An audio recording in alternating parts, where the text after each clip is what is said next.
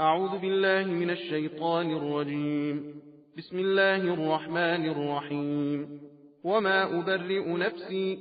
إن النفس لأمارة بالسوء إلا ما رحم ربي إن ربي غفور رحيم. وقال الملك ائتوني به أستخلصه لنفسي فلما كلمه قال إنك اليوم لدينا مكين أمين. قال اجعلني على خزائن الأرض إني حفيظ عليم. وكذلك مكنا ليوسف في الأرض يتبوأ منها حيث يشاء نصيب برحمتنا من نشاء ولا نضيع أجر المحسنين. ولأجر الآخرة خير للذين آمنوا وكانوا يتقون. وجاء إخوة يوسف فدخلوا عليه فعرفهم وهم له منكرون. ولما جهزهم بجهازهم قال ائتوني بأخ لكم من أبيكم ألا ترون أني أوفي الكيل وأنا خير المنزلين. فإن لم تأتوني به فلا كيل لكم عندي ولا تقربون. قالوا سنراود عنه أباه وإنا لفاعلون. وقال لفتيانه جعلوا بضاعتهم في رحالهم لعلهم يعرفونها إذا انقلبوا إلى أهلهم لعلهم يرجعون. فلما رجعوا إلى أبيهم قالوا يا أبانا منع منا الكيل فأرسل معنا أخانا نكتل وإنا له لحافظون. قال هل آمنكم عليه إلا كما أمنتكم على أخيه من قبل فالله خير حافظا وهو أرحم الراحمين. ولما فتحوا متاعهم وجدوا بضاعتهم ردت إليهم قالوا يا أبانا ما نبغي هذه بضاعتنا ردت إلينا ونمير أهلنا ونحفظ أخانا ونزداد كيل بعير ذلك كيل يسير.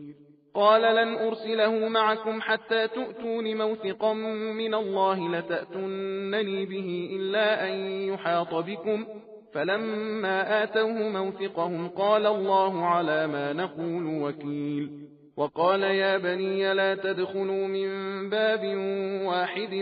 وادخلوا من أبواب متفرقة وما أغني عنكم من الله من شيء إن الحكم إلا لله عليه توكلت عليه فليتوكل المتوكلون. ولما دخلوا من حيث أمرهم أبوهم ما كان يغني عنهم من الله من شيء إلا حاجة في نفس يعقوب قضاها وإنه لذو علم لما علمناه ولكن أكثر الناس لا يعلمون. ولما دخلوا على يوسف آوى إليه أخاه قال إني أنا أخوك فلا تبتئس بما كانوا يعملون. فلما جهزهم بجهازهم جعل السقاية في رحل أخيه ثم أذن مؤذن أيتها العير إنكم لسارقون. قالوا وأقبلوا عليهم ماذا تفقدون. قالوا نفقد صواع الملك ولمن جاء به حمل بعير وأنا به زعيم. قالوا تالله لقد علمتم ما جئنا لنفسد في الأرض وما كنا سارقين. قالوا فما جزاؤه إن كنتم كاذبين. قالوا جزاؤه من وجد في رحله فهو جزاؤه كذلك نجزي الظالمين. فبدأ بأوعيتهم قبل وعاء أخيه ثم استخرجها من وعاء أخيه كذلك كدنا ليوسف ما كان ليأخذ أخاه في دين الملك إلا أن يشاء الله نرفع درجات من نشاء وفوق كل ذي علم عليم. قالوا إن يسرق فقد سرق أخ له من قبل فأسرها يوسف في نفسه ولم يبدها لهم قال أنتم شر مكانا والله أعلم بما تصفون. قالوا يا أيها العزيز إن له أبا شيخا كبيرا فخذ أحدنا مكانه إنا نراك من المحسنين. قال معاذ الله أن نأخذ إلا من وجدنا متاعنا عنده إنا إذا لظالمون فلما استيئسوا منه خلصوا نجيا قال كبيرهم ألم تعلموا أن أباكم قد أخذ عليكم موثقا من الله ومن قبل ما فرطتم في يوسف فلن أبرح الأرض حتى يأذن لي أبي أو يحكم الله لي وهو خير الحاكمين ارجعوا إلى أبيكم فقولوا يا أبانا إن ابنك سرق وما شهدنا إلا بما علمنا وما كنا للغيب حافظين واسأل القرية التي كنا فيها والعير التي أقبلنا فيها وإنا لصادقون قال بل سولت لكم أنفسكم أمرا فصبر جميل عسى الله أن يأتيني بهم جميعا إنه هو العليم الحكيم وتولى عنهم وقال يا أسفا على يوسف وابيضت عيناه من الحزن فهو كظيم قالوا تالله تفتأ تذكر يوسف حتى تكون حرضا أو تكون من الهالكين قال إنما أشكو بثي وحزني إلى الله وأعلم من الله ما لا تعلمون يا بني يذهبوا فتحسسوا من يوسف وأخيه ولا تيأسوا من روح الله إنه لا ييأس من روح الله إلا القوم الكافرون فلما دخلوا عليه قالوا يا أيها العزيز مسنا وأهلنا الضر وجئنا ببضاعة مزجاة فأوفلنا الكيل وتصدق علينا إن الله يجزي المتصدقين قال هل علمتم ما فعلتم بيوسف وأخيه إذ أنتم جاهلون قالوا أئنك لأنت يوسف قال أنا يوسف وهذا أخي قد من الله علينا إنه من يتق ويصبر فإن الله لا يضيع أجر المحسنين قالوا تالله لقد آثرك الله علينا وإن كنا لخاطئين قال لا تثريب عليكم اليوم يغفر الله لكم وهو أرحم الراحمين اذهبوا بقميصي هذا فألقوه على وجه أبي يأت بصيرا وأتوني بأهلكم أجمعين ولما فصلت العير قال أبوهم إني لأجد ريح يوسف لولا أن تفندون قالوا تالله إنك لفي ضلالك القديم فلما أن جاء البشير ألقاه على وجهه فارتد بصيرا قال ألم أقل لكم إني أعلم من الله ما لا تعلمون قالوا يا أبانا استغفر لنا ذنوبنا إنا كنا خاطئين قال سوف أستغفر لكم ربي إنه هو الغفور الرحيم فلما دخلوا على يوسف آوى إليه أبويه وقال ادخلوا مصر إن شاء الله آمنين ورفع أبويه على العرش وخروا له سجدا وقال يا أبت هذا تأويل رؤياي من قبل قد جعلها ربي حقا وقد أحسن بي إذ أخرجني من السجن وجاء بكم من البدو من بعد أن نزغ الشيطان بيني وبين إخوتي إن ربي لطيف لما يشاء إنه هو العليم الحكيم رب قد آتيتني من الملك وعلمتني من تأويل الأحاديث فاطر السماوات والأرض أنت ولي في الدنيا والآخرة توفني مسلما وألحقني بالصالحين ذلك من أنباء الغيب نوحيه إليك وما كنت لديهم إذ أجمعوا أمرهم وهم يمكرون وما أكثر الناس ولو حرصت بمؤمنين وما تسألهم عليه من أجر إن هو إلا ذكر للعالمين وكأي من آية في السماوات والأرض يمرون عليها وهم عنها معرضون وما يؤمن أكثرهم بالله إلا وهم مشركون أفأمنوا أن تأتيهم غاشية من عذاب الله أو تأتيهم الساعة بغتة وهم لا يشعرون قل هذه سبيلي أدعو إلى الله على بصيرة أنا ومن اتبعني وسبحان الله وما أنا من المشركين وما أرسلنا من قبلك إلا رجالا نوحي إليهم من أهل القرى أفلم يسيروا في الأرض فينظروا كيف كان عاقبة الذين من قبلهم ولدار الآخرة خير للذين اتقوا أفلا تعقلون حتى إذا استيأس الرسل وظنوا أنهم قد كذبوا جاءهم نصرنا فنجي من نشاء ولا يرد بأسنا عن القوم المجرمين لقد كان في قصصهم عبرة لأولي الألباب ما كان حديثا يفترى ولكن تصديق الذي بين يديه وتفصيل كل شيء وهدى ورحمة لقوم يؤمنون بسم الله الرحمن الرحيم ألف لام ميم را تلك آيات الكتاب والذي أنزل إليك من ربك الحق ولكن أكثر الناس لا يؤمنون الله الذي رفع السماوات بغير عمد ترونها ثم استوى على العرش وسخر الشمس والقمر كل يجري لأجل مسمى يدبر الأمر يفصل الآيات لعلكم بلقاء ربكم توقنون وهو الذي مد الأرض وجعل فيها رواسي وأنهارا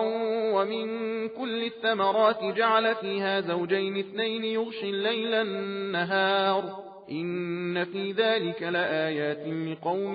يتفكرون وفي الأرض قطع متجاورات وجنات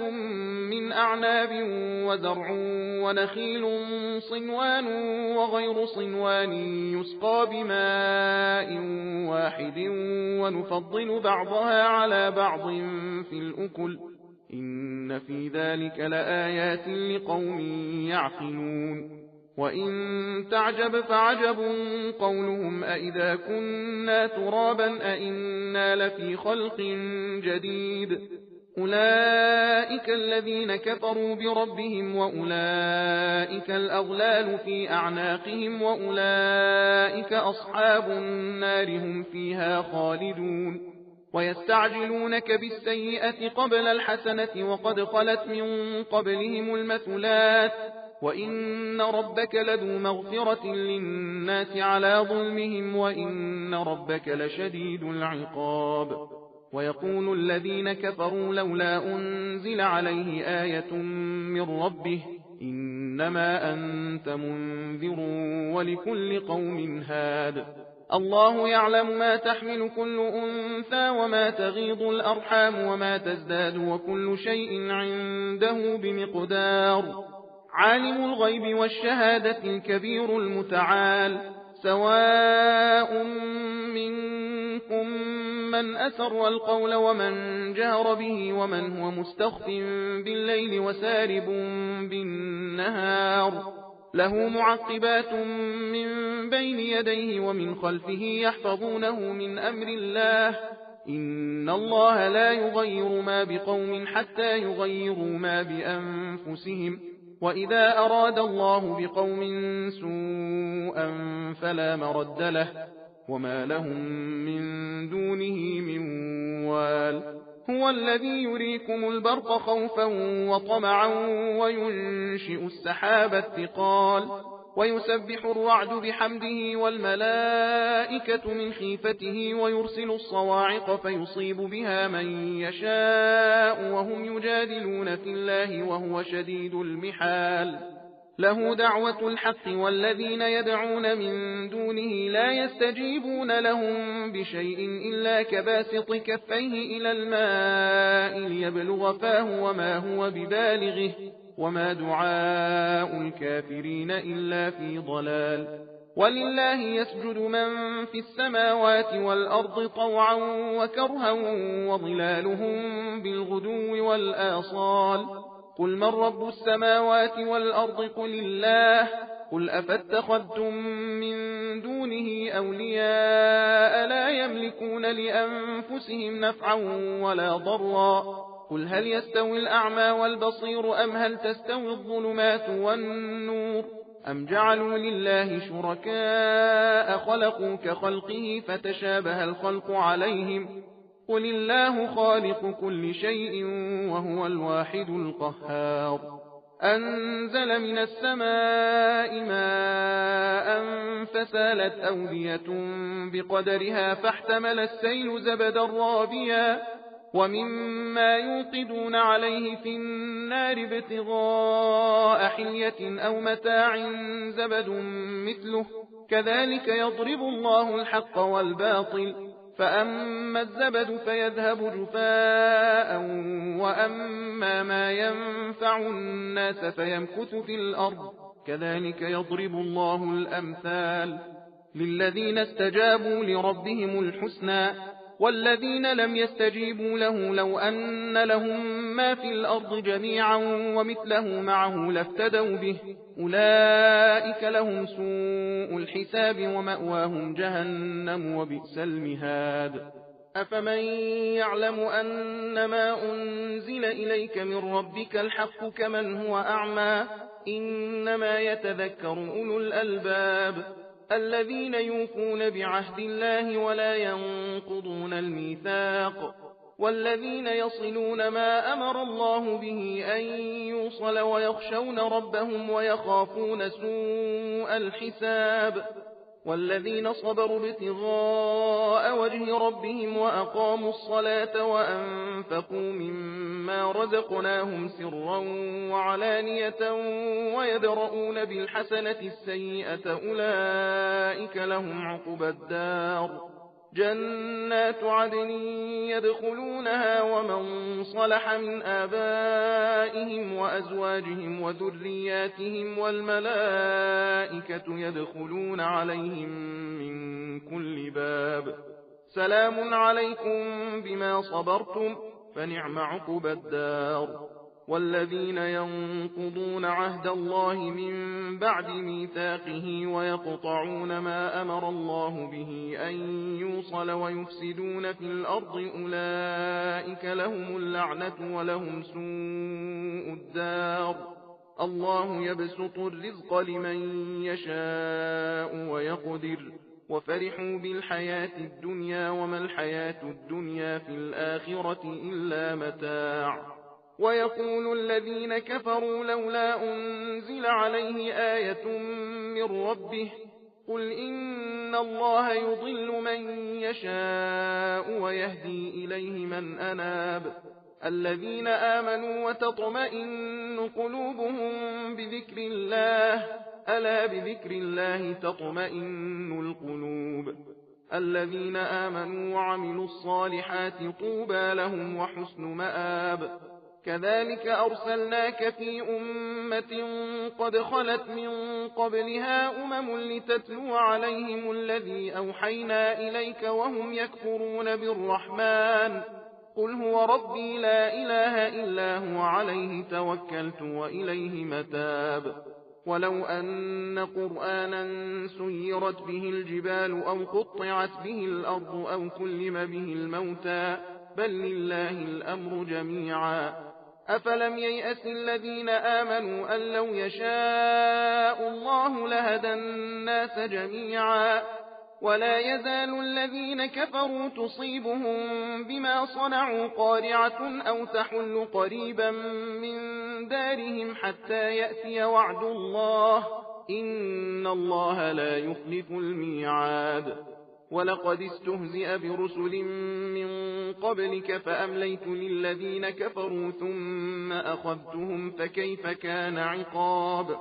أفمن هو قائم على كل نفس بما كسبت وجعلوا لله شركاء قل سموهم أم تنبئونه بما لا يعلم في الأرض أم بظاهر من القول بل زين للذين كفروا مكرهم وصدوا عن السبيل ومن يضلل الله فما له من هاد لهم عذاب في الحياة الدنيا ولعذاب الآخرة أشق وما لهم من الله من واق مثل الجنة التي يوعد المتقون تجري من تحتها الأنهار أكلها دائم وظلها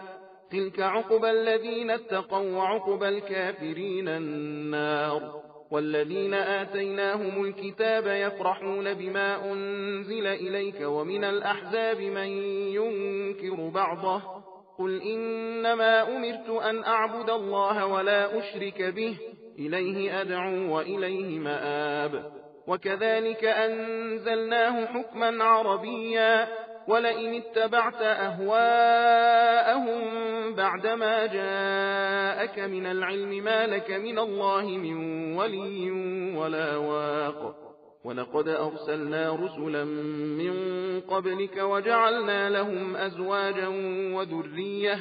وما كان لرسول أن يأتي بآية إلا بإذن الله لكل أجل كتاب يمحو الله ما يشاء ويثبت عنده أم الكتاب وإما نرينك بعض الذي نعدهم أو نتوفينك فإنما عليك البلاغ وعلينا الحساب أولم يروا أنا نأتي الأرض ننقصها من أطرافها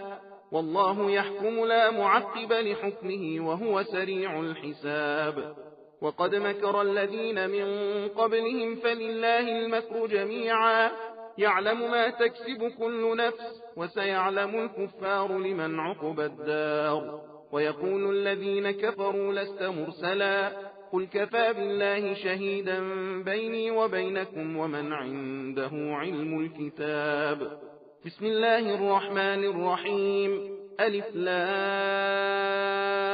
را كتاب أنزلناه إليك لتخرج الناس من الظلمات إلى النور بإذن ربهم إلى صراط العزيز الحميد الله الذي له ما في السماوات وما في الأرض وويل للكافرين من عذاب شديد الذين يستحبون الحياة الدنيا على الآخرة ويصدون عن سبيل الله ويبغونها عوجا أولئك في ضلال بعيد وما أرسلنا من رسول إلا بلسان قومه ليبين لهم فيضل الله من يشاء ويهدي من يشاء وهو العزيز الحكيم ولقد أرسلنا موسى بآياتنا أن أخرج قومك من الظلمات إلى النور وذكرهم بأيام الله إن في ذلك لآيات لكل صبار شكور وإذ قال موسى لقومه اذكروا نعمة الله عليكم إذ أنجاكم من آل فرعون يسومونكم سوء العذاب ويذبحون أبناءكم ويستحيون نساءكم وفي ذلكم بلاء من ربكم عظيم وإذ تأذن ربكم لئن شكرتم لأزيدنكم ولئن كفرتم إن عذابي لشديد وقال موسى إن تكفروا أنتم ومن في الأرض جميعا فإن الله لغني حميد ألم يأتكم نبأ الذين من قبلكم قوم نوح وعاد وثمود والذين من بعدهم لا يعلمهم إلا الله جاءتهم رسلهم بالبينات فردوا أيديهم في أفواههم وقالوا إنا كفرنا بما أرسلتم به وإنا لفي شك مما تدعوننا إليه مريب قالت رسلهم أفي الله شك فاطر السماوات والأرض يدعوكم ليغفر لكم من ذنوبكم ويؤخركم إلى أجل مسمى قالوا إن أنتم إلا بشر مثلنا تريدون أن تصدونا عما كان يعبد آباؤنا فأتونا بسلطان مبين قالت لهم رسلهم إن نحن إلا بشر مثلكم ولكن الله يمن على من يشاء من عباده وما كان لنا أن نأتيكم بسلطان إلا بإذن الله وعلى الله فليتوكل المؤمنون وما لنا ألا نتوكل على الله وقد هدانا سبلنا ولنصبرن على ما آذيتمونا وعلى الله فليتوكل المتوكلون. وقال الذين كفروا لرسلهم لنخرجنكم من أرضنا أو لتعودن في ملتنا فأوحى إليهم ربهم لنهلكن الظالمين ولنسكننكم الأرض من بعدهم ذلك لمن خاف مقامي وخاف وعيد واستفتحوا وخاب كل جبار عنيد من ورائه جهنم ويسقى من ماء صديد يتجرعه ولا يكاد يسيغه ويأتيه الموت من كل مكان وما هو بميت ومن ورائه عذاب غليظ. مثل الذين كفروا بربهم أعمالهم كرماد اشتدت به الريح في يوم عاصف لا يقدرون مما كسبوا على شيء ذلك هو الضلال البعيد. ألم تر أن الله خلق السماوات والأرض بالحق إن يشأ يذهبكم ويأتي بخلق جديد وما ذلك على الله بعزيز. وبرزوا لله جميعا فقال الضعفاء للذين استكبروا إنا كنا لكم تبعا فهل أنتم مغنون عنا من عذاب الله من شيء قالوا لو هدانا الله لهديناكم سواء علينا أجزعنا أم صبرنا ما لنا من محيص. وقال الشيطان لما قضي الأمر إن الله وعدكم وعد الحق ووعدتكم فأخلفتكم وما كان لي عليكم من سلطان إلا أن دعوتكم فاستجبتم لي فلا تلوموني ولوموا أنفسكم ما أنا بمصرخكم وما أنتم بمصرخي إني كفرت بما أشركتمون من قبل إن الظالمين لهم عذاب أليم. وأدخل الذين آمنوا وعملوا الصالحات جنات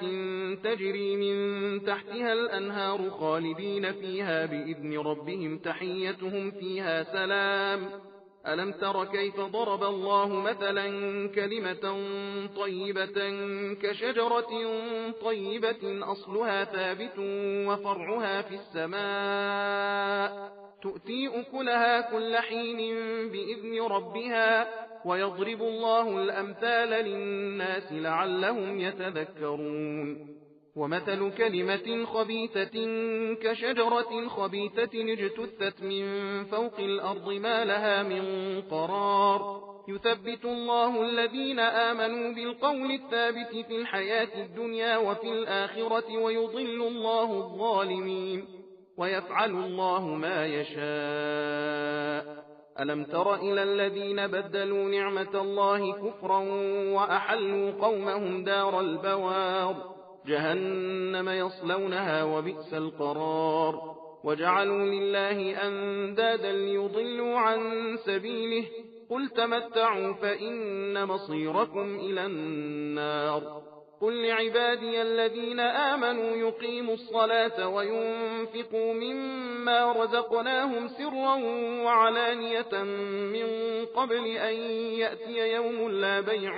فيه ولا خلال. الله الذي خلق السماوات والأرض وأنزل من السماء ماء فأخرج به من الثمرات رزقا لكم وسخر لكم الفلك لتجري في البحر بأمره وسخر لكم الأنهار وسخر لكم الشمس والقمر دائبين وسخر لكم الليل والنهار وآتاكم من كل ما سألتموه وإن تعدوا نعمة الله لا تحصوها إن الإنسان لظلوم كفار. وإذ قال إبراهيم رب اجعل هذا البلد آمنا واجنبني وبني أن نعبد الأصنام رب إنهن أضللن كثيرا من الناس فمن تبعني فإنه مني ومن عصاني فإنك غفور رحيم. ربنا إني أسكنت من ذريتي بواد غير ذي زرع عند بيتك المحرم ربنا ليقيموا الصلاة فاجعل أفئدة من الناس تهوي إليهم وارزقهم من الثمرات لعلهم يشكرون ربنا إنك تعلم ما نخفي وما نعلن وما يخفى على الله من شيء